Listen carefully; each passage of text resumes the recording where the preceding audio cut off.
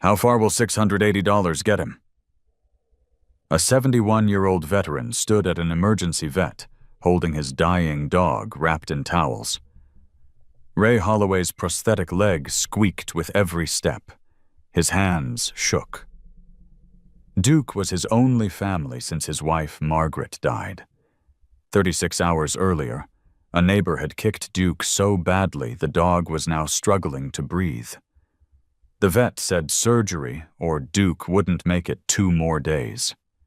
But Ray's entire savings was $680. What Ray didn't know, a biker in the waiting room corner had once stood where Ray stood, had made a promise on his daughter's grave to never look away again. 1 hour later, 50 Hell's Angels would surround that neighbor's house, because some people mistake kindness for weakness. And some promises are kept no matter what. Subscribe and comment where you're watching from. This story asks a question. When do you look away? Ray Holloway was a 71-year-old veteran. Prosthetic leg, dead wife, dying dog. $680 to his name. A neighbor had hurt his dog and laughed about it. 5 people in that vet clinic saw Ray. Only one acted. A biker who'd made a promise to never ignore suffering again. Some people see kindness and think it's weakness. They see a quiet old man and think there's no consequence. They're wrong. When's the last time you stood up for someone who couldn't stand up for themselves? I can hear him breathing. Every breath sounds like he's drowning. Ray had said those words to the 911 dispatcher 2 days ago, November 9th, at 4:47 p.m., 24 minutes after his neighbor, Garrett Strand, had kicked Duke so hard the dog's body left the ground. The dispatcher had asked if anyone else witnessed the assault. Ray said no. Just him. Just the old man with PTSD who everyone in the neighborhood thought was losing his mind. The police arrived 47 minutes later. They stood on the sidewalk outside Ray's duplex at 1847 Pinewood Terrace while Ray tried to explain, while Duke lay on the porch behind him, ribs broken, breathing in shallow gasps that sounded wet and wrong. The lead officer, a man in his 30s with aviator sunglasses he didn't take off despite the overcast sky, had looked at Ray with something between pity and annoyance. "Did the dog provoke him?" the officer asked. "Maybe got too close to Mr. Strand's property?"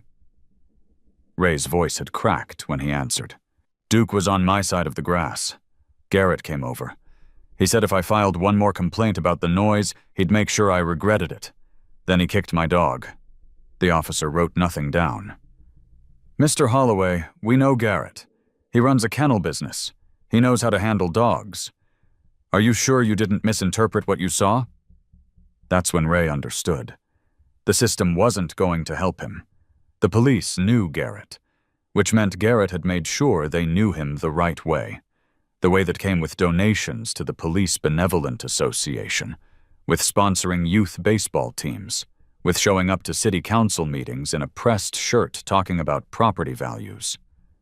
Ray was just the broken-down veteran next door who couldn't afford to fix his heater, who talked to his dog like it was a person, who'd lost his wife and most of his mind to grief everyone could see.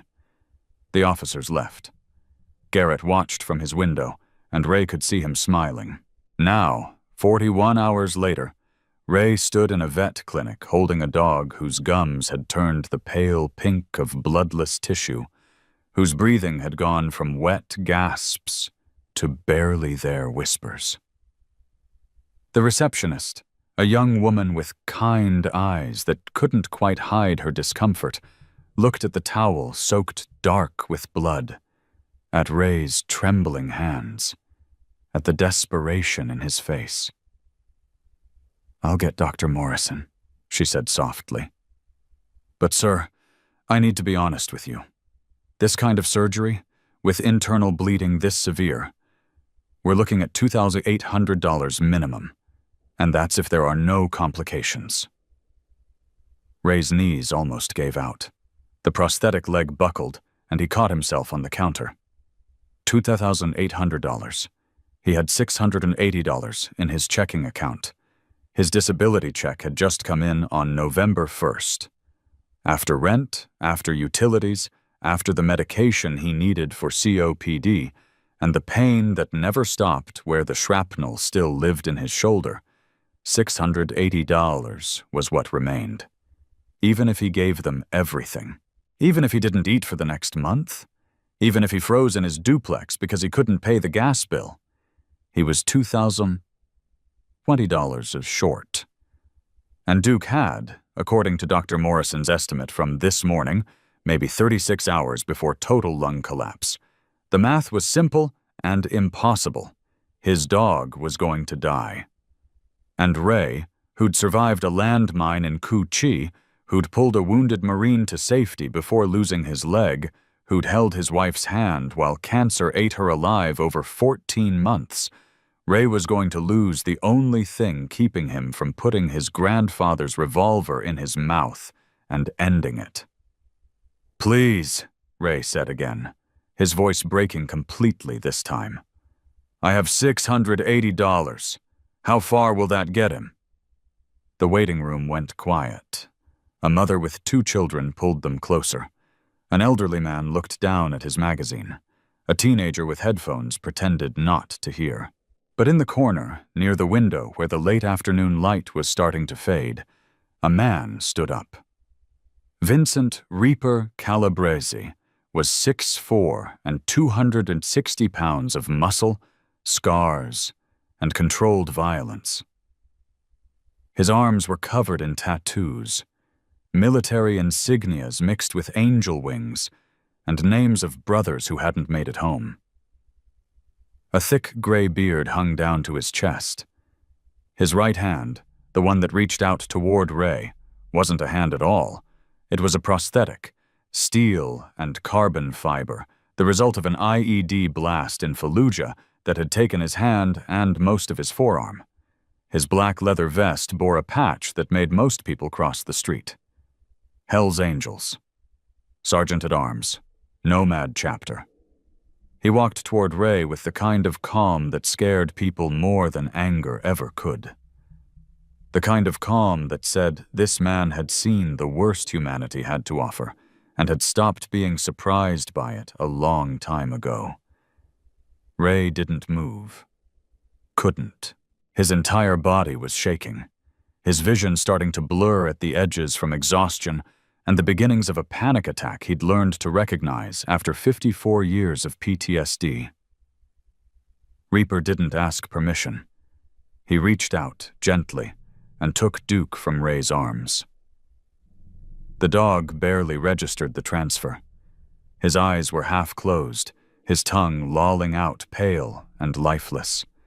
Reaper cradled Duke against his chest, blood soaking into his leather vest, and looked at the receptionist with eyes that had probably made grown men confess to things they'd never done.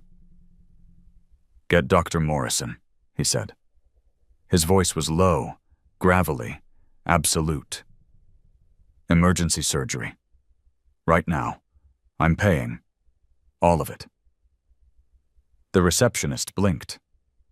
"Sir, the estimate is—" "I don't care what the estimate is. Get the doctor, now."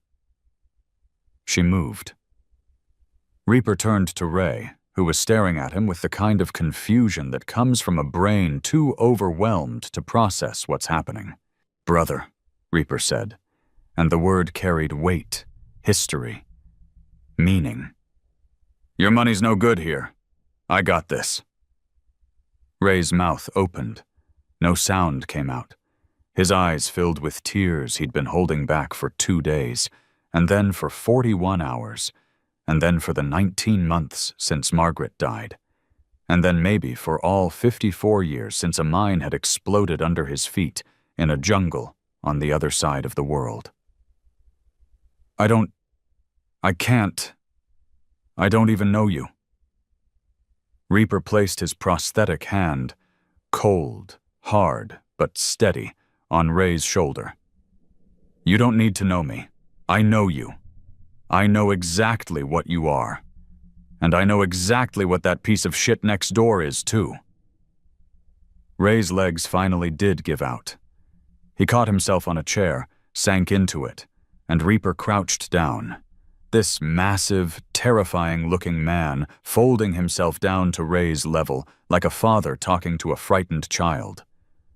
"Look at me," Reaper said. Ray looked. "I lost my hand in Iraq. IED blast, 2005. Lost 6 brothers in the same convoy. I know what it's like to wake up and realize part of you is gone forever. I know what it's like when the VA says, 'We'll get you in for an appointment.' And then it's 8 months later, and you're still waiting. I know what it's like when the people who are supposed to help you don't." He paused. His jaw worked like he was chewing on words he didn't want to say. "I had a daughter," he continued, quieter now. "Sophia, she was 6. Drunk driver hit her crossing the street in 2011. Rich kid, daddy's lawyer, 2 years probation. I almost killed him in the courthouse. Spent 9 months in jail for that." He looked at Duke, unconscious in his arms. "I don't let innocents suffer anymore. Not on my watch. Not when I can do something about it." Dr. Morrison appeared. A woman in her 50s, gray hair pulled back, surgical mask already around her neck. She took one look at Duke and swore under her breath. "Get him to surgery too," she said to the tech who'd appeared behind her. "Prep for thoracotomy. We're looking at a punctured lung, possible lacerated liver, and I won't know what else until I'm inside." Reaper handed Duke over gently, then stood and looked at Dr. Morrison with the same absolute certainty he'd given the receptionist. "Whatever it costs, however long it takes, I'm paying, and I want hourly updates." Dr. Morrison studied him for a second. This massive biker covered in scars and tattoos and club patches, then nodded once. "I'll do everything I can." "I know you will." She disappeared through the surgical doors with Duke, and the waiting room fell into a strange, heavy silence. Reaper turned back to Ray, who was sitting in the chair looking like a man who'd just watched a miracle happen and didn't know how to process it. "What's your name, brother?" Reaper asked. "Raymond, Ray Holloway." "I'm Vincent Calabrese. Everyone calls me Reaper." He extended his left hand, the real one, scarred and rough but warm. "You served?" "Marines, Vietnam. 2 tours. Lost the leg in 71. Reaper's expression shifted. Not pity. Respect. The kind of recognition that only happens between people who've been to the same kind of hell. "Ranger. Iraq and Afghanistan. 3 tours. He gestured to his prosthetic. "Lost this pulling a kid out of a burning Humvee." They shook hands, 2 men with parts of their bodies missing, parts of their souls damaged, but still here, still standing. "Your dog's name?" Reaper asked as he sat down in the chair next to Ray. "Duke." "How'd you get him?" Ray's voice was barely holding together. "Found him in a dumpster 11 months ago. Someone had thrown him away. He was half-starved, covered in scars. I took him to the vet, spent my whole VA check getting him fixed up. He's all I have left. My wife died 19 months ago. Cancer. Duke showed up right when I was planning to not wake up anymore." Reaper didn't flinch, didn't offer empty platitudes, just nodded once. "He saved your life." "Yeah. Then I'm returning the favor." Silence for a moment. Then Ray's face crumbled, and the words he'd been holding back for 2 days, for months really, came pouring out. "My neighbor did this, Garrett Strand. He kicked Duke because I filed a noise complaint. He runs this operation in his backyard. Dogs fighting, people betting. I've called the city, I've called animal control, I've called the police. Nobody does anything. He's got money, he's got connections, and he's been trying to get me out of my house. Ray pulled a crumpled piece of paper from his jacket pocket. His journal page, the one where he'd written down what he'd overheard 3 nights ago. I heard him, talking to some man in a suit, under my window. He said if he hurt my dog, I'd break. He said if I had a heart attack from the stress, even better. He's trying to buy my half of the duplex. Some developer offered him $420,000 for the whole property. But he needs me gone first. He handed the paper to Reaper with shaking hands. There was a woman before me, Dolores. She owned my half of the duplex. Garrett bought it from her for $60,000. It was worth $180,000. 2 months later, she was dead in a nursing home. He got a life insurance policy on her right before she died. $140,000. Reaper read the journal entry. His jaw tightened. When he looked up, his eyes had gone from kind to something much colder. Ray, I need you to tell me everything, from the beginning. Every detail. Every threat. Every time the police didn't help. Every time the system failed you. Can you do that? Ray nodded. And for the next 20 minutes, while Duke was in surgery fighting for his life, Ray told Reaper everything. He told him about the dog fighting sounds at 2 a.m., the screaming animals, the cars showing up twice a month, 20 or 30 at a time, people placing bets through the fence. He told him about filing complaints with animal control on October 17th, about the inspector who came, spent 10 minutes, looked at Garrett's forged kennel license, and left. He told him about calling the police 4 times in 3 months, about how they always took 45 minutes to an hour to show up, about how they always believed Garrett's version, about how the last officer who came, the one with the aviator sunglasses, had told Ray he should work it out between neighbors instead of wasting police resources. He told him about going to First Baptist Church, where he and Margaret had attended for 30 years, where he donated $8,700 to build the new wing. About the pastor stopping him at the door because he'd brought Duke, and because he hadn't been tithing regularly since Margaret died. God helps those who help themselves, Ray, the pastor had said, in his gold cross necklace and his new car.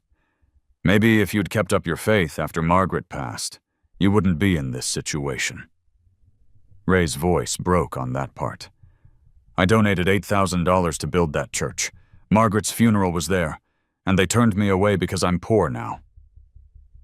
Reaper's expression didn't change, but something in his eyes went from cold to arctic. Keep going.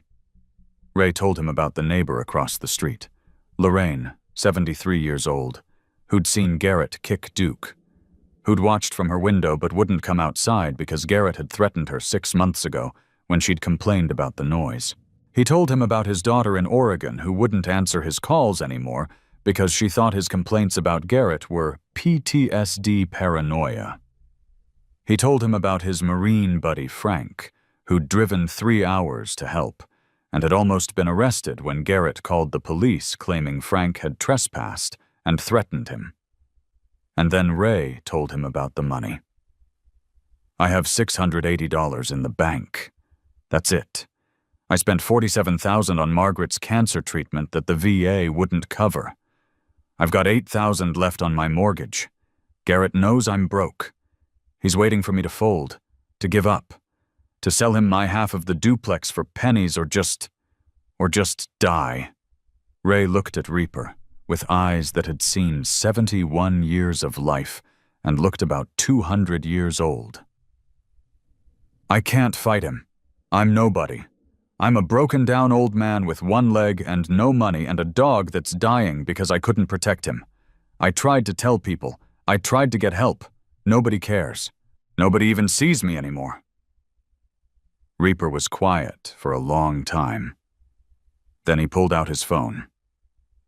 "Ray, I'm gonna make a call. And when I'm done, I need you to trust me. Can you do that?" Ray nodded, even though he had no idea what was about to happen. Reaper stepped outside the clinic, into the parking lot where his Harley sat gleaming under the streetlights that were just starting to flicker on. He pulled up a contact labeled Prez and hit call. The phone rang twice. "Reaper." The voice on the other end was deep, rough, the voice of a man who'd been smoking unfiltered cigarettes since before Reaper was born. "Old man, it's me.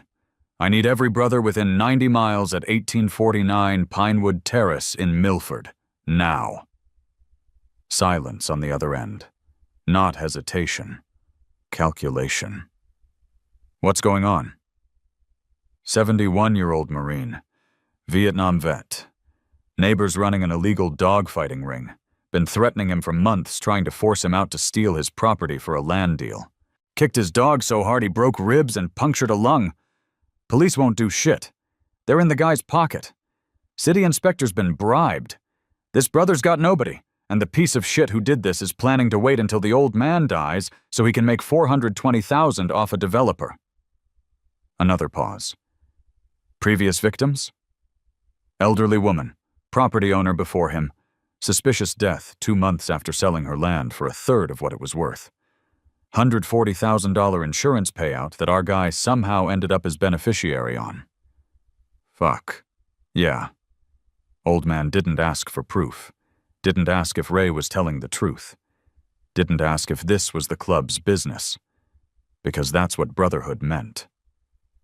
Say no more. We're coming. The line went dead. Reaper made 2 more calls.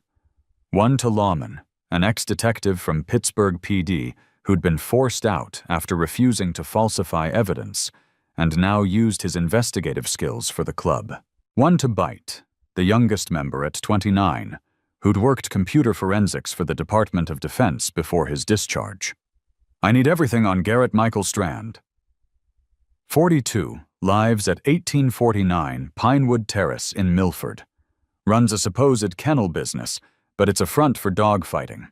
I need financials, property records, surveillance footage if you can get it legally, and anything connecting him to the death of Dolores Ann Kemper, 78. Died June 2024, 2 months after selling property to Strand. Lawman's response was 2 words. On it. Bite's response was even shorter. Done. Reaper walked back into the clinic. Ray was sitting in the same chair, staring at nothing, looking like a man who'd used up every ounce of strength he had, just staying vertical.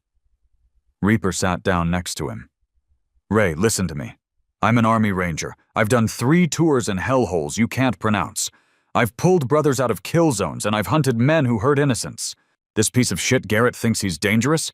He has no idea what dangerous is." He leaned forward, his elbows on his knees, his voice dropping to something that wasn't quite a whisper, but felt like a promise carved in stone. "In 2 hours, there's going to be 50 of my brothers parked outside his house. He won't touch you. He won't look at you. And when we're done, the cops will have to care. Because we're going to hand them everything they've been too lazy or too crooked to find. You have my word. On my daughter's grave."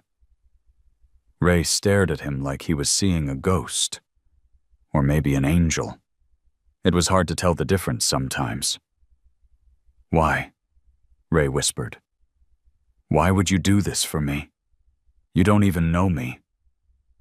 Reaper reached up and unpinned the sergeant-at-arms patch from his vest, the one that marked him as the enforcer, the protector, the one who kept order and defended the brotherhood. He leaned over and pinned it to Ray's old Marine jacket right next to the faded eagle, globe, and anchor emblem. "You're under the protection of the angels now, brother. That patch means if anyone touches you, they've declared war on all of us. Wear it." Then Reaper did something that shocked everyone in the waiting room who was pretending not to watch. He pulled Ray into a hug. Not gentle, hard, crushing. The way soldiers hug before going into battle. The way men hug when they know what it's like to lose everything and still have to wake up the next morning. Ray broke down, sobbing into Reaper's chest. All the grief he'd been holding back, for Margaret, for Duke, for the life he used to have before landmines and Agent Orange and cancer and neighbors who kicked dying dogs. It all came out in shaking, gasping sobs that sounded like something breaking. Reaper held him. Didn't let go until Ray's breathing steadied, until the sobs faded to shaky inhales and exhausted silence. Then he stepped back, looked Ray in the eyes, and said the thing Ray had been needing to hear for 19 months, but had never once been told. "You're not alone anymore." The sound started at 7:43 p.m., exactly 2 hours and 16 minutes after Reaper made his calls. It began as a low rumble on the horizon, distant enough that most people in Milford didn't even notice. But Ray, sitting in the vet clinic waiting room while Duke was still in surgery, felt it in his chest. That deep, rhythmic thunder that made windows vibrate and set off car alarms 3 blocks away. Reaper stood up, walked to the window, and smiled. "They're here." By the time the first motorcycle turned onto Pinewood Terrace, the rumble had become a roar. 4 Harley-Davidsons rolled in tight formation, chrome gleaming under the streetlights. Riders sitting straight-backed and stone-faced, then 4 more, then 8, then 12. They parked in perfect rows along both sides of the street, not blocking traffic, not on lawns, not creating chaos. Military precision. Each bike positioned exactly 2 feet from the curb, kickstands down in unison, engines cutting off one by one until the street fell into a silence that felt heavier than the noise had been. 50 men and 3 women dismounted.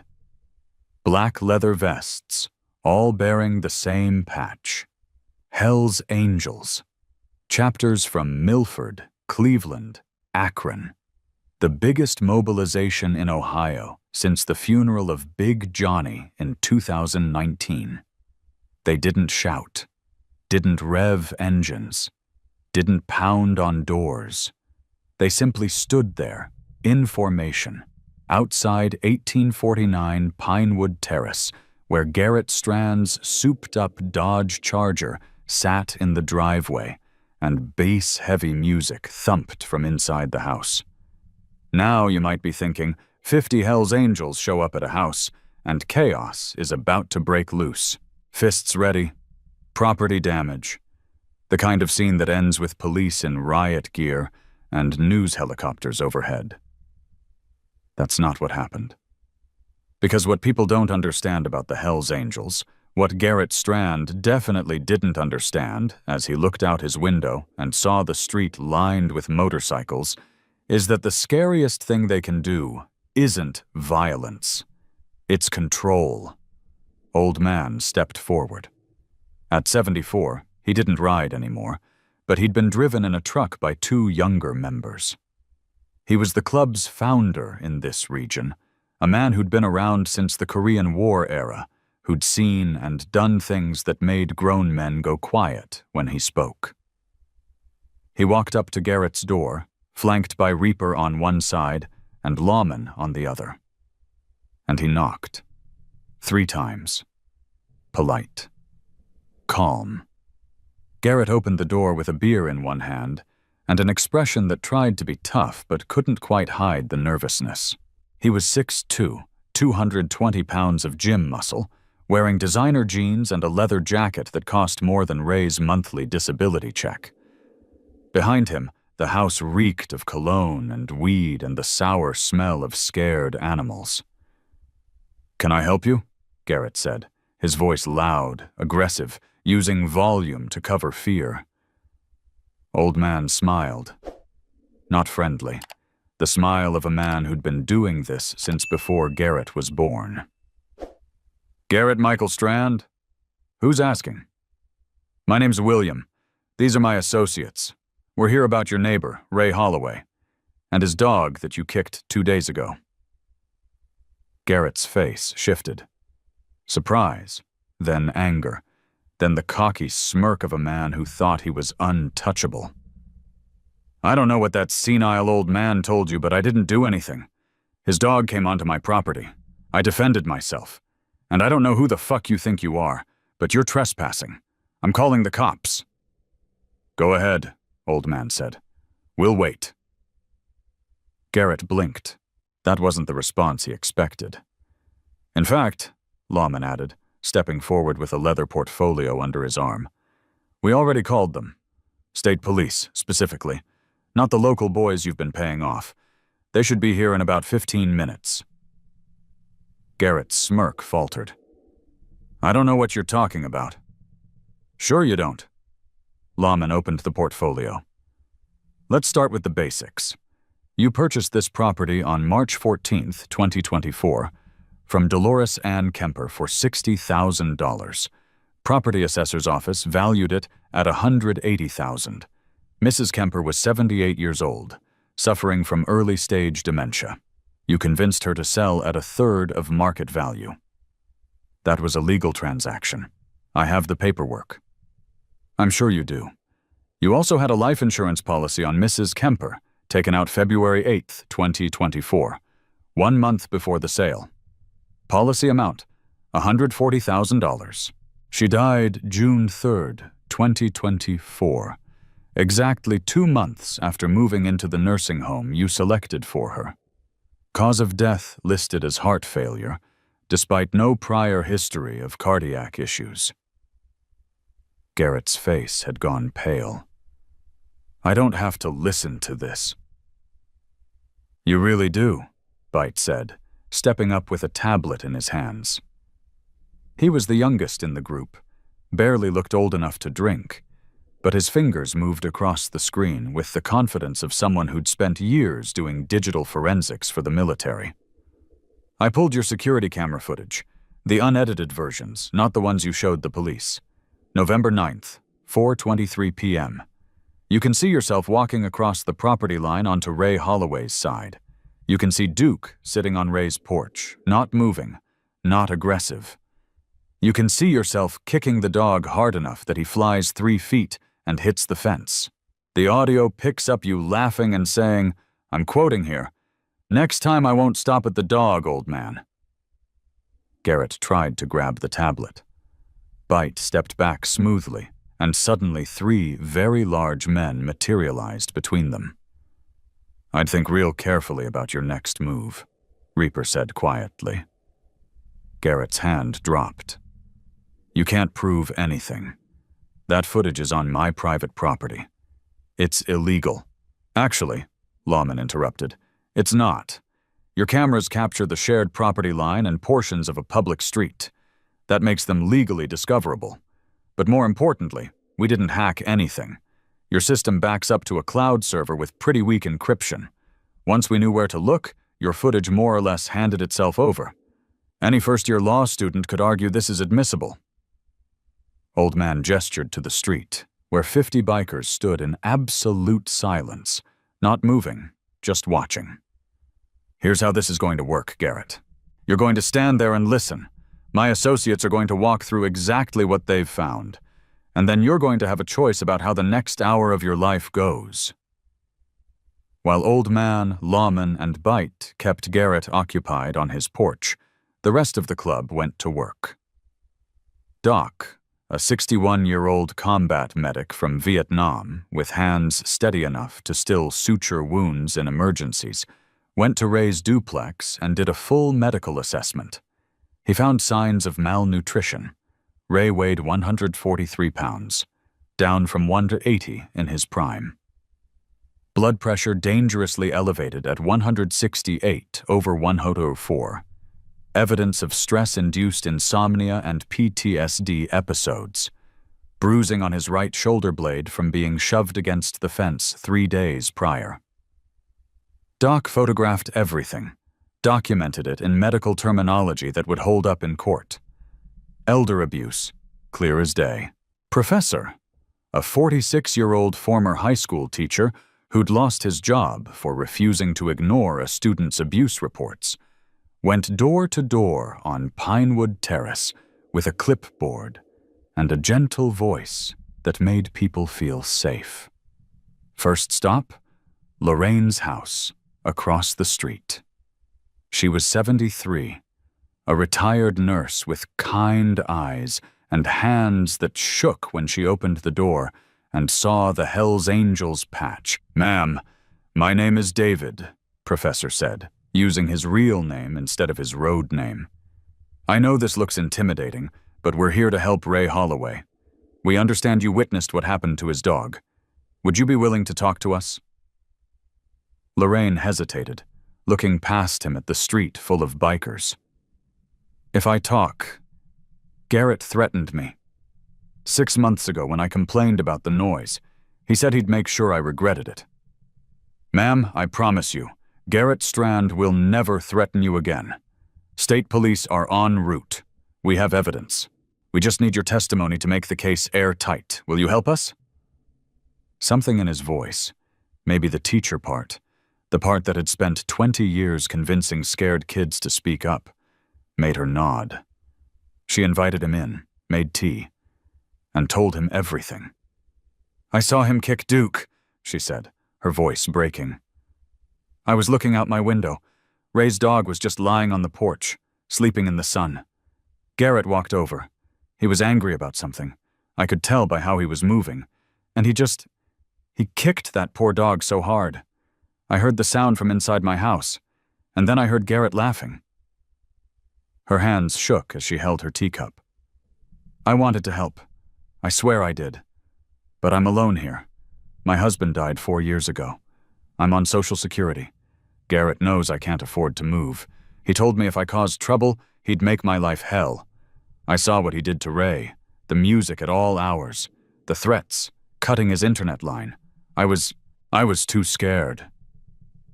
Professor wrote it all down, word for word. Then he asked the question that always mattered. "If we can guarantee your safety, will you testify to what you saw?" Lorraine looked at him, then out the window at the 50 bikers standing in disciplined formation. "With you all here, yes. Yes, I will." Second testimony came from someone they hadn't expected.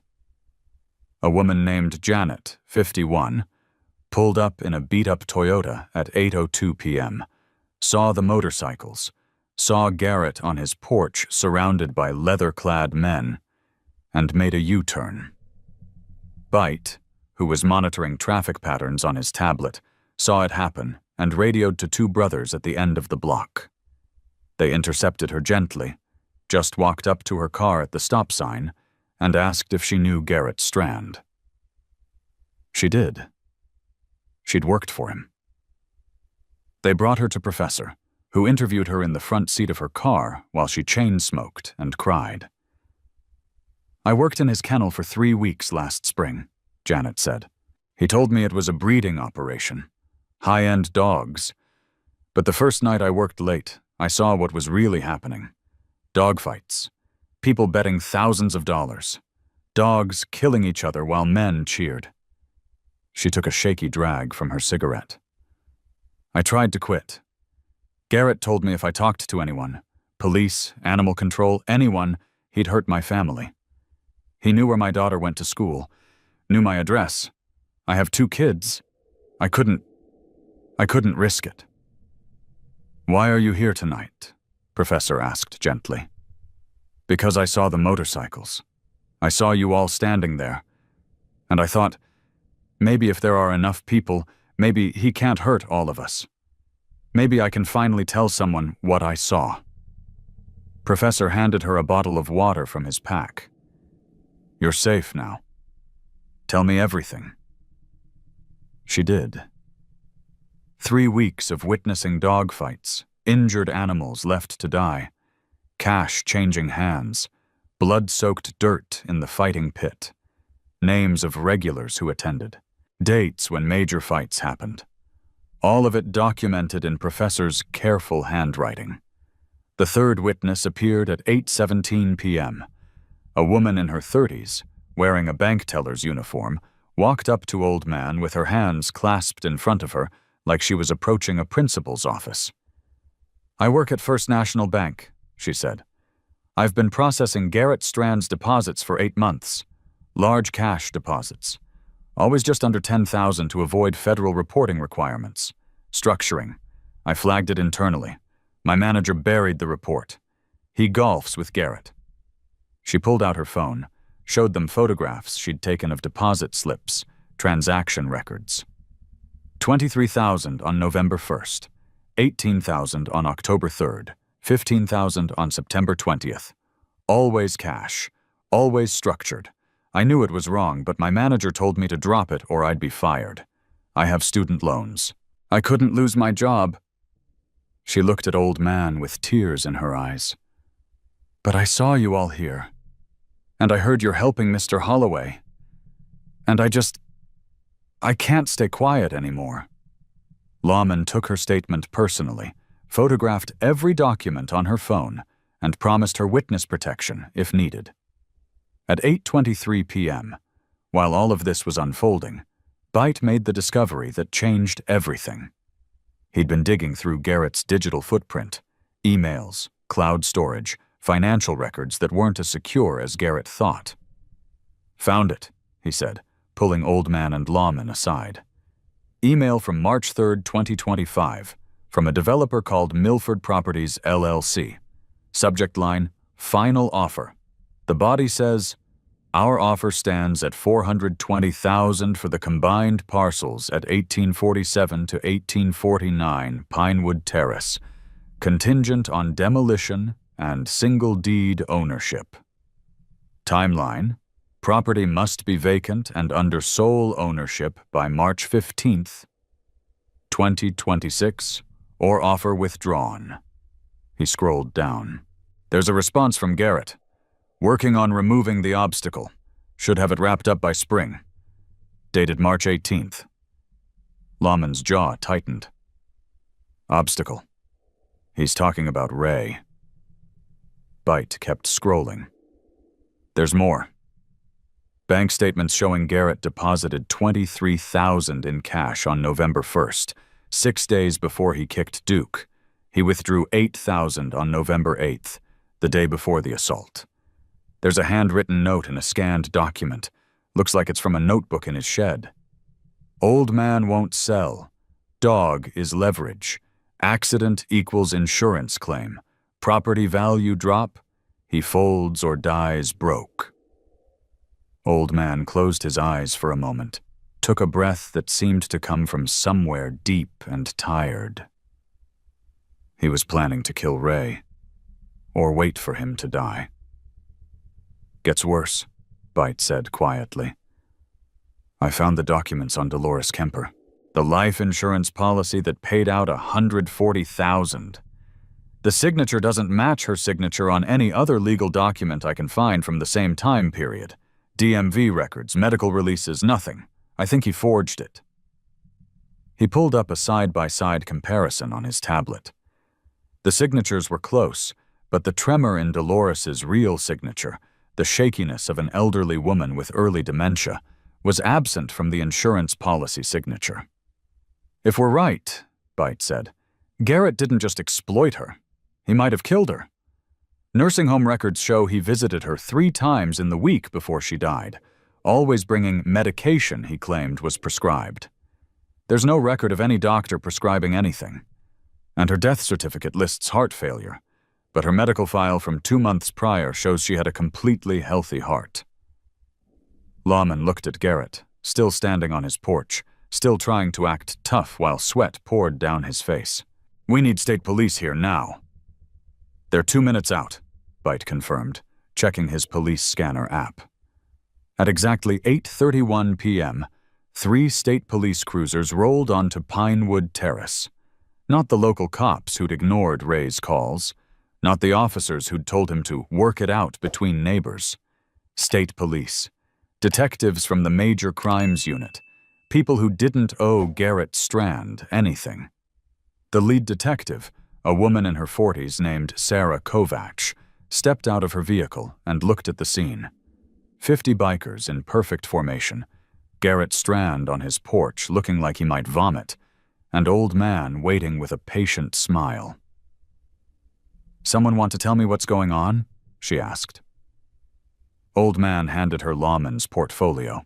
"Detective Kovach, inside this folder you'll find documented evidence of illegal dog fighting, witness testimony from 3 individuals, financial records showing money laundering and structuring, security footage of felony animal cruelty, and evidence suggesting the suspicious death of Dolores Kemper may have been homicide via forged insurance documents and possible poisoning." Kovach opened the folder. Her expression went from skeptical to very serious in about 15 seconds. "Where did you get this?" "Concerned citizens," Lawman said. "Everything was obtained legally. No trespassing, no hacking, no coercion.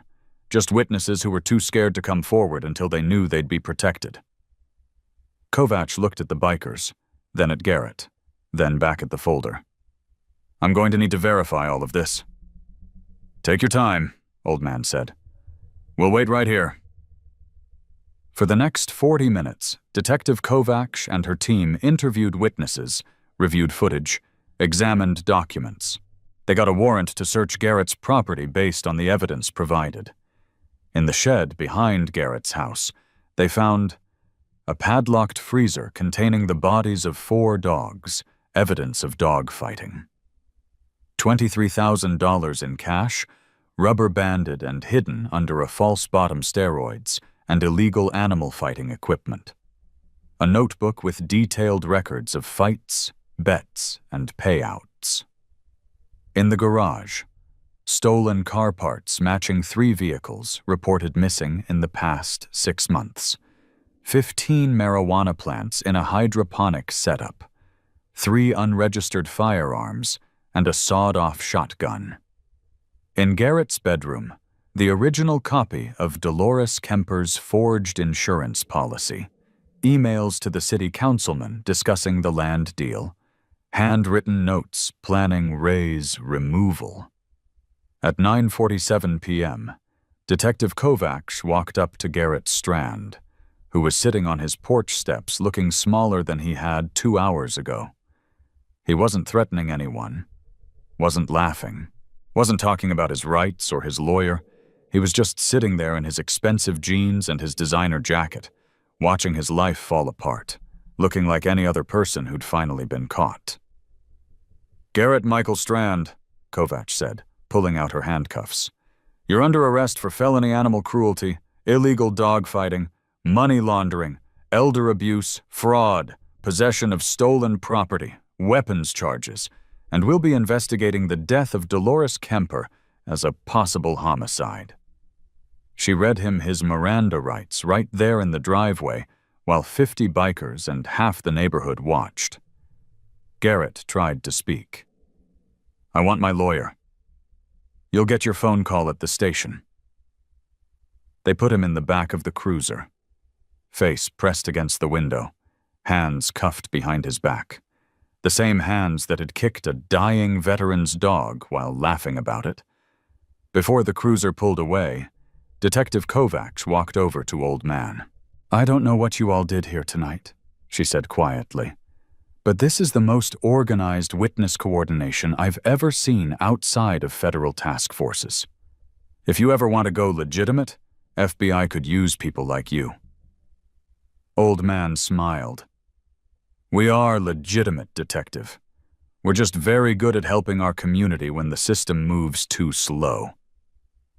She nodded once, got in her car, and drove away with Garrett in custody. The street was silent for a moment. Then someone started clapping. Lorraine, standing on her porch. Then others joined. Neighbors who'd been hiding behind curtains came outside. People who'd been too scared to speak up when it was just one old veteran against a well-connected criminal. Old Man turned to his brothers and sisters, looked at the 50 people who'd dropped everything and ridden up to 90 miles on 2 hours' notice. "Anyone opposed to what we did here tonight?" he asked. Not a single hand went up. Not a moment's hesitation. "Then let's go check on Ray and his dog." Dr. Morrison came out of surgery at 10:14 p.m. Her scrubs were speckled with blood, her surgical mask pulled down around her neck, and she looked exhausted in the way only someone who'd just spent 4 hours fighting to save a life could look. Ray stood up so fast his prosthetic leg nearly buckled. Reaper caught his elbow, steadied him. "He made it," Dr. Morrison said, and Ray's knees went weak for the second time that night. It was touch and go. The broken ribs had punctured his left lung and nicked his liver. We removed a bone fragment, repaired the lung tissue, and stopped the internal bleeding. He's going to need monitoring for the next 48 hours. But Ray, he's going to survive. Ray couldn't speak. He just stood there, tears streaming down his face, nodding like he understood, even though his brain had stopped processing words after he made it. Dr. Morrison smiled, tired but real. "He's a fighter. Must get it from his owner." "Can I see him?" Ray managed to whisper. "He's still under anesthesia, but come on back. You can sit with him while he wakes up." Reaper followed Ray through the surgical doors, and there was Duke, shaved patches on his side where they'd operated, tubes running from his leg, bandages wrapped around his chest, but breathing. Steady. Strong. Ray sank into the chair next to the recovery kennel and reached through the bars to touch Duke's head with his 3-fingered hand. The same hand that had held Duke when he'd found him in that dumpster 11 months ago. The same hand that had written in his journal about losing hope until this dog gave him a reason to keep breathing. "Hey, buddy," Ray whispered. "We're okay. We made it." Duke's tail twitched, just barely, but enough. Reaper stood in the doorway, watching, and felt something crack open in his chest, the part that had calcified after Sophia died. After 9 months in jail, after years of deciding the world was too broken to fix. He pulled out his phone and made another call. "Doc, it's Reaper. The dog made it through surgery, but Ray's gonna need help. Can you coordinate the recovery plan?" Doc's gravelly voice came through. "Already on it. I've got a list." Over the next 3 days, while Duke recovered in the veterinary ICU and Garrett Strand sat in county jail with bail set at $500,000 that he couldn't make, the Hells Angels did what they did best. They built a safety net. Lawmen contacted a state police victim advocate named Patricia Chen, who specialized in elder abuse cases. She filed an emergency restraining order against Garrett on Ray's behalf. 500 yards minimum distance, no contact direct or indirect, violation punishable by immediate arrest. She also connected Ray with legal aid services to ensure the restraining order would remain in place even after Garrett's trial, which was scheduled for January. Professor arranged for Ray to meet with a VA social worker, not the one who'd been too slow to help before, but someone from the main VA hospital in Cleveland who Patricia personally recommended. The social worker, a woman named Michelle, came to Ray's duplex on November 13th with a tablet and a plan. She enrolled Ray in the VA's PTSD treatment program, scheduled his first therapy appointment for November 20th, and arranged transportation since Ray's 1987 Honda Civic had finally died 2 weeks ago. A van would pick him up every Tuesday and Thursday. She also flagged Ray's case for the VA's Emergency Financial Assistance Program. Within a week, Ray received a one-time grant of $3,000 to cover immediate needs, past due utilities, food, medication co-pays. It wasn't a fortune, but it was breathing room. Byte, the tech-savvy youngest member, helped Ray set up a new email account and showed him how to use a donated smartphone, an iPhone that one of the Cleveland chapter members had upgraded from.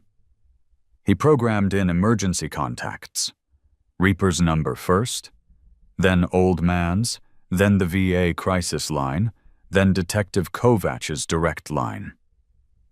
"You ever need anything, and I mean anything, you call one of these numbers," Byte said, his fingers moving across the screen. 3 in the morning, doesn't matter.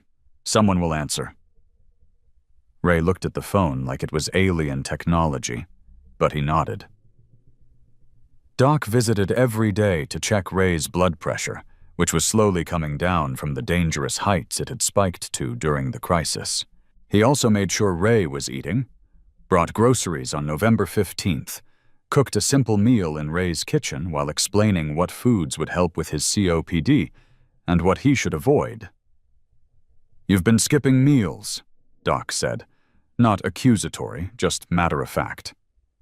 "I can see it. You're down to 143 pounds. We need to get you back up to at least 160. Can't take care of Duke if you collapse from malnutrition." Ray tried to argue that he was fine, but Doc just raised an eyebrow, the look of a man who'd been a combat medic in Vietnam and had seen every kind of lie soldiers told themselves about their health. "Eat the soup, Ray." Ray ate the soup.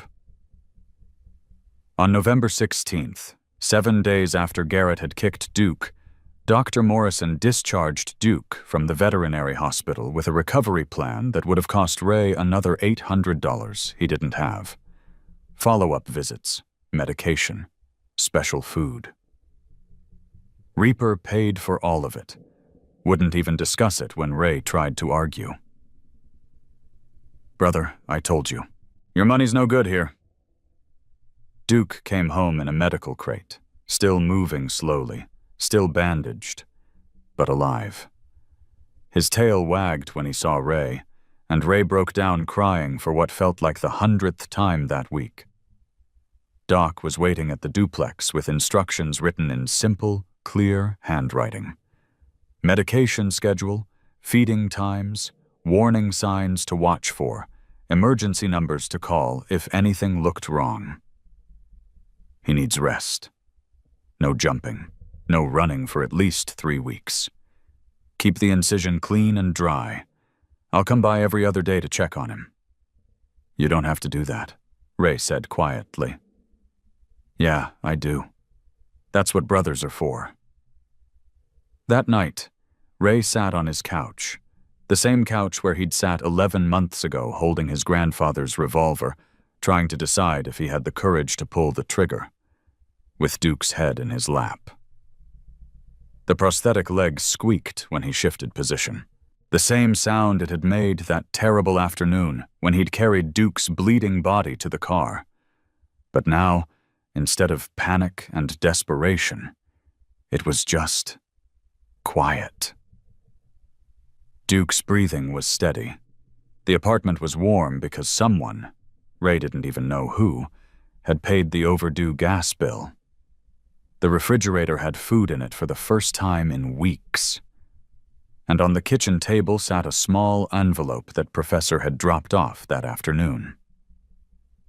Inside was a check for $6,200. The note attached said, "Collection from the Brotherhood. No expectation of repayment. Use it for whatever you need. Your family now." Old Man. Ray held the check with shaking hands and couldn't stop the tears. 3 weeks later, on December 7th, Ray walked into the Hells Angels clubhouse for the first time. It was a converted warehouse 8 miles outside Milford, steel-sided and industrial-looking from the outside, but inside it was surprisingly homey, pool table, bar, non-alcoholic drinks mostly, since half the members were sober, leather couches worn soft from years of use, photographs on the walls of rides and brothers and memorial patches for those who'd passed. Reaper had invited him for Sunday dinner. "We do it every week," he'd explained. Families welcome. Bring Duke." Ray had been terrified, but he'd also learned something over the past 3 weeks. When Reaper said, "your family," he meant it. The room went quiet when Ray walked in, Duke limping beside him on a leash, both of them moving with that matching hesitation of beings who'd been hurt and were still learning to trust. Then Old Man stood up from his seat at the head of the long table and walked over. "Ray, glad you could make it." He shook Ray's hand, then crouched down to pet Duke gently. "And this must be the warrior who started all of this." Duke's tail wagged, cautious but friendly. "Come on, saved you a seat." They ate barbecue that Reaper had spent all afternoon smoking. Pulled pork, ribs, mac and cheese, cornbread. Ray couldn't remember the last time he'd eaten a meal with more than 2 other people. Maybe Margaret's funeral. Maybe before that. People talked and laughed and told stories. A few asked Ray about Vietnam, and when he answered, they listened with the kind of respect that comes from people who understand what war does to a person. Bite's girlfriend, a quiet woman named Alicia, who worked as a veterinary tech, sat on the floor playing with Duke, giving him little pieces of cheese and making sure he didn't overexert himself. Professor's 2 teenage daughters were there, and they treated Ray like a grandfather, asked him questions about history, listened to his answers, laughed at his dry humor that had been buried under grief for so long, he'd forgotten he had it. Doc checked Ray's blood pressure before dessert. 158/96. Better. Still high, but better. Keep taking your meds. After dinner, Old Man called for everyone's attention. The room quieted. "Most of you know what happened 3 weeks ago. Some of you were there. All of you heard about it." He looked at Ray. "Ray Holloway is a Marine, Vietnam veteran, Purple Heart recipient. He survived a war, survived losing parts of himself, survived losing his wife. And when a piece of shit neighbor tried to break him by hurting the one thing he had left, Ray did what Marines do. He kept fighting." Murmurs of agreement around the room. "We helped Ray because that's what we do. We protect the vulnerable. We stand up to bullies. We don't wait for broken systems to fix themselves." Old Man raised his beer bottle. Non-alcoholic, Ray noticed. "To Ray, and to Duke, welcome to the family." 50 voices echoed. "To Ray and Duke." Ray tried to say thank you, but his voice broke. Reaper, sitting next to him, put a hand on his shoulder and squeezed once. "You don't have to say anything, brother. We know." On January 14th, 2026, 66 days after Garrett Strand kicked Duke, the trial began. It lasted 3 days. The prosecution presented security footage, witness testimony from Lorraine, Janet, and the bank teller, financial records, medical evidence of Duke's injuries and Ray's documented abuse, and the forged insurance documents from Dolores Kemper's case. Garrett's lawyer tried to argue that the evidence had been obtained illegally, that the witnesses were coached, that this was all an elaborate setup. The jury didn't buy it. Deliberation took less than 2 hours. Guilty on all counts: felony animal cruelty, elder abuse, fraud, money laundering, illegal gambling operation, weapons charges. The judge also ordered a separate investigation into Dolores Kemper's death, which the DA was pursuing as potential homicide. Sentencing came 2 weeks later. 8 years in state prison. No eligibility for parole for 5 years. Full restitution to Ray for medical costs, emotional damages, and legal fees, a total of $47,000 that would be paid from the sale of Garrett's half of the duplex and his assets. The restraining order became permanent. When the judge's gavel came down, Ray, sitting in the courtroom with Reaper on one side and Old Man on the other, let out a breath he felt like he'd been holding for months. It was over. Justice had been served. But justice wasn't the ending. It was only the beginning.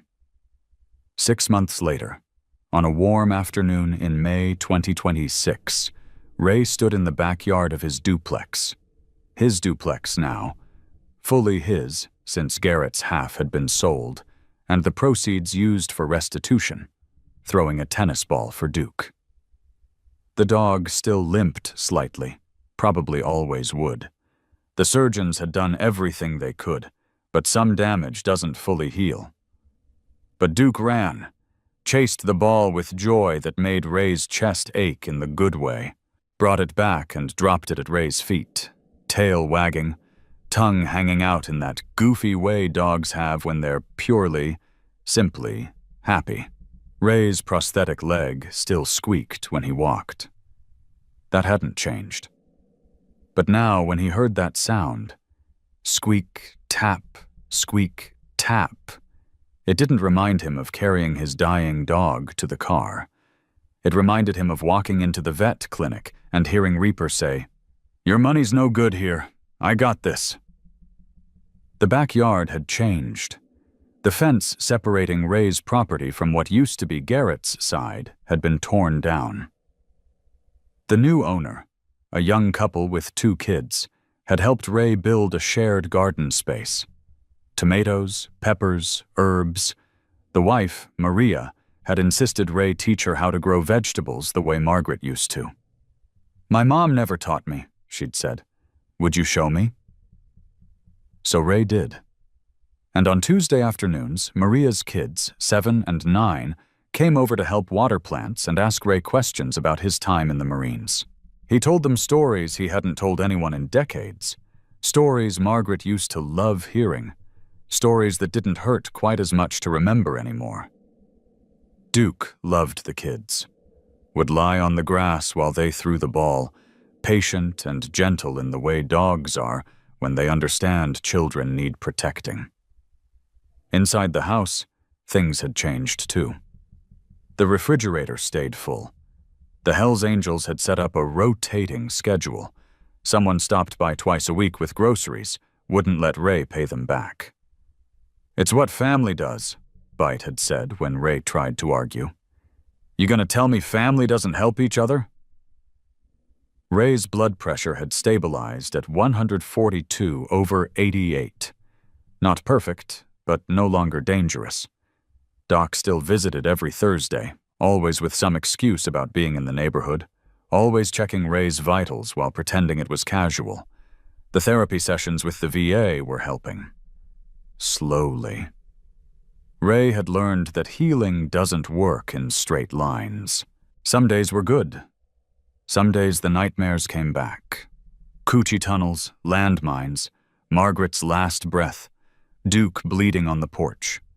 But his therapist, a woman named Dr. Shapiro, who'd worked with veterans for 30 years, had told him something that stuck. Healing isn't about forgetting. It's about learning to carry the weight without it crushing you. Ray was learning. On the 3rd Saturday of every month, Ray rode in the passenger seat of Reaper's truck. His motorcycle riding days were long over. The prosthetic didn't allow for it. To the clubhouse for family dinner. Duke sat in the back, head out the window, ears flapping in the wind. These dinners had become the highlight of Ray's month. The noise, the laughter, The stories. Professors' daughters called him Grandpa Ray now. Bite's girlfriend Alicia had helped Ray set up a Facebook page so his daughter in Oregon could see photos of him with Duke, healthy and smiling. His daughter had called 2 weeks ago, first time in 8 months. "Dad, I'm sorry," she'd said, crying. "I should have believed you. I should have helped." Ray had wanted to be angry, had wanted to make her feel the abandonment he'd felt, but instead he'd said, "You're calling now. That's what matters." They talked for an hour. She was planning to visit in July, bringing her husband and Ray's 2 grandchildren he'd only seen in photographs. The story of what happened on Pinewood Terrace spread. Local news picked it up first. Veteran saved by Hell's Angels after neighbor's attack. Then regional news. Then it went viral online. The video someone had recorded on their phone of 50 motorcycles arriving in perfect formation, the interviews with witnesses, the courtroom footage of Garrett being sentenced. People started recognizing Ray when he went to the grocery store. Stopped him to shake his hand, to thank him for his service, to tell him they were glad justice was served. It made Ray uncomfortable at first. He'd spent 19 months being invisible. Being seen again felt strange. But slowly, he learned to accept it, to say thank you when people offered kindness, to let himself believe he mattered. The Hells Angels, chapter in Milford, started something new because of Ray's case. Angels Watch. It was a volunteer program where club members checked on elderly veterans in the area, fixed things that were broken, helped with groceries, made sure no one fell through the cracks the way Ray almost had. Within 3 months, they were helping 23 veterans across 3 counties. Within 6 months, 2 other Hells Angels chapters in Ohio had started their own Angels Watch programs. Professor handled the media, calm, articulate, reframing the narrative every time someone tried to sensationalize it.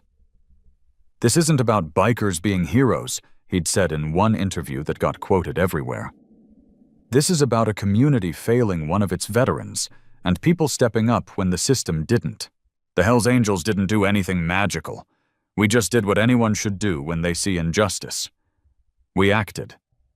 On a Sunday afternoon in late May, Ray sat on his porch with Duke lying at his feet, and he pulled out the worn leather collar he'd saved from that terrible day in November. The collar Dr. Morrison had removed before Duke's surgery. The collar with the faded name tag that said Duke, and the small metal purple heart charm Margaret had given Ray in 1972, which he'd attached after she died so part of her would always protect his dog. Reaper had returned it to Ray 3 weeks ago, cleaned, with a new tag attached. The new tag was engraved, Duke, protected by Hells Angels MC, with the clubhouse phone number. Ray held the collar, running his thumb over the purple heart charm. He thought about Margaret, about the 47 years they'd had together before cancer took her, about how she used to tell him, when the nightmares got bad, "Ray, you survived for a reason. You're supposed to be here." He'd never believed her. Not really. But maybe she'd been right. Because if he hadn't survived Vietnam, he wouldn't have met her. Wouldn't have had 47 years of love that made the war almost worth it. Wouldn't have been here to rescue Duke from a dumpster. Wouldn't have needed Reaper's help. Wouldn't have triggered the chain of events that created Angels Watch and helped 23 other veterans who might have died alone and invisible. Maybe surviving wasn't about grand purpose. Maybe it was about these small moments, throwing a ball for a dog, teaching kids to garden, eating barbecue with people who called you family. Maybe that was enough. This story isn't really about Hells Angels or patches or 50 motorcycles arriving like thunder to right a wrong. It's about what happens when we refuse to look away. Ray tried to get help. He filed complaints, he called police, he went to his church. He reached out to every authority figure he could think of, and every single one of them looked away. Not because they were evil, not because they wanted Ray to suffer, because looking away is easier, because getting involved is messy, because systems move slowly and individuals are busy, and it's always easier to assume someone else will handle it. But here's the thing about looking away. Every time you do it, you're making a choice. You're deciding that your comfort matters more than someone else's survival. And when enough people make that choice, vulnerable people die. Dolores Kemper died because people looked away when Garrett isolated her, exploited her, forged her signature. Ray almost died. Would have died if Duke had died first and taken Ray's last reason to live with him. Because people looked away. How many other Rays are out there right now? How many elderly veterans living alone, being threatened by neighbors, calling for help that never comes? How many children in schools telling teachers things are wrong at home, watching adults nod and do nothing? How many people are invisible because we've all gotten very good at not seeing what makes us uncomfortable? You don't need 50 motorcycles to change a story like Ray's.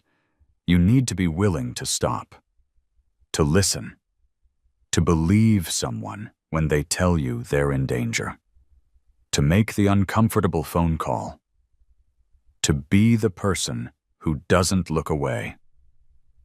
If you've ever felt invisible, this story is for you. You're seen. You matter. If you've ever needed help and been turned away, this story is for you. You deserved better. The system failed you, and that wasn't your fault. And if you've ever walked past someone who needed help because you didn't want to get involved, no judgment, we've all done it.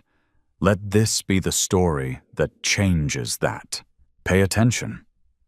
Listen when someone's voice shakes. Ask the uncomfortable questions. Care enough to intervene, even when it's easier not to. Because the truth is, Reaper didn't save Ray. Ray saved himself by refusing to give up.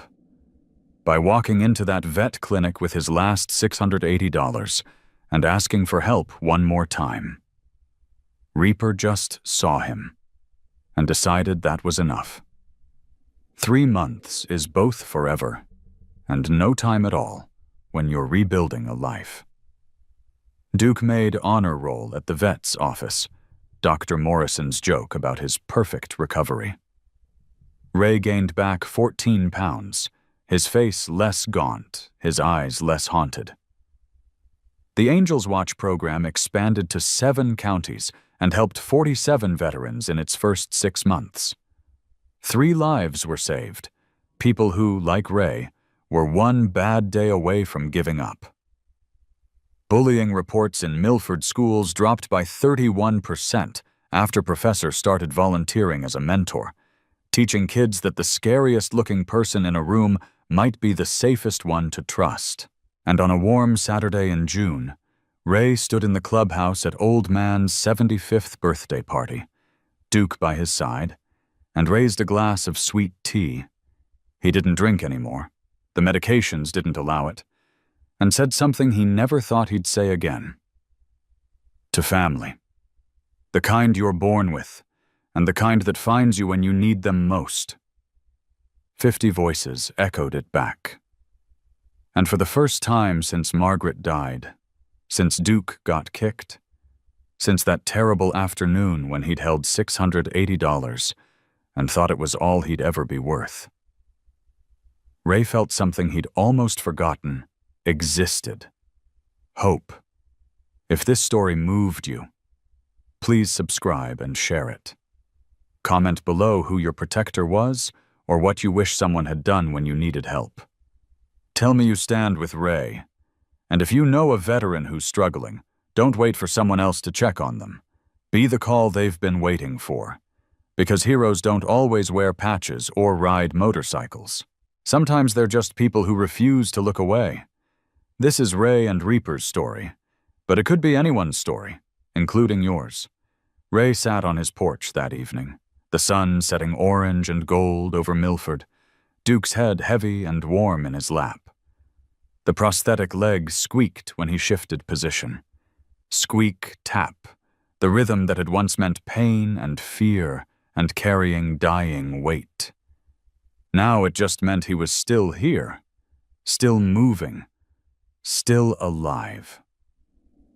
He touched Duke's collar, fingers tracing the purple heart charm and the new tag that said protected. And he smiled.